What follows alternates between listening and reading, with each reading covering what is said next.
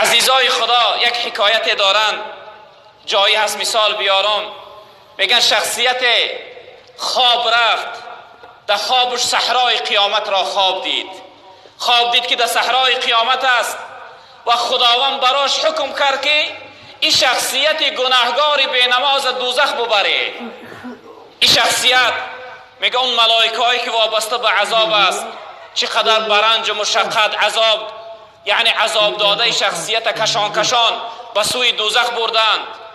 این شخصیت هرچند خود را خفا میکشید اما از دست اونها نجات یافتن محال است، ناممکن است. این ملائکه بردن، میگه این شخصیت در دوزخ انداختن، یک مدت عذاب کردند، خیلی عذاب کشید.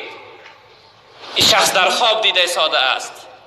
از بین چند وقت گذشت، میگه این شخصیت دید که یک شخصیت نورانی زیبا از بیرون دوزخ آمد، به سوش فریاد کرد که ای فلانی بیا دست ببردار که من تا من از این عذاب دوزخ را خلاص کنم.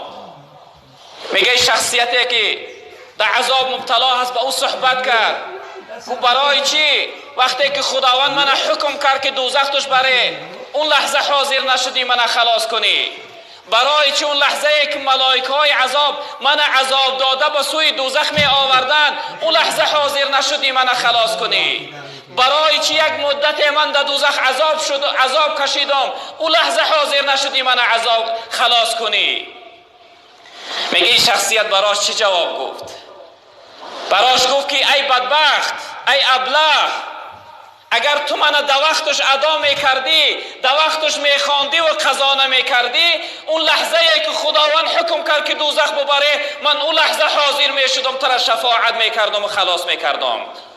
اما تو من در وقتش ادا نکردی، من قضا کردی و در وقتی پیرید فهمیدی که امروز یا فردا میمبری، در وقتی پیرید بعد از ترس مردن قضایی خواندی. اگر تو در وقتش من ادا میکردی خزانه میکردی، همون لحظه ای که خداوند حکم کرد برای دوزخ بردن همون لحظه من حاضر میشدم تو را خلاص میکردم. اما من در وقت ادا نکردی، قضا کردی. یعنی این نماز بود، اون نماز قضایی که بعد میخوانیش اون قضایی بود که بعد از یک مدت عذاب دوزخ آمد این صاحب شه از عذاب خلاص گردانی. برادر بزرگوار، نماز انسان از عذاب دوزخ نجات میدهد، نماز انسان از عذاب قبر نجات میدهد.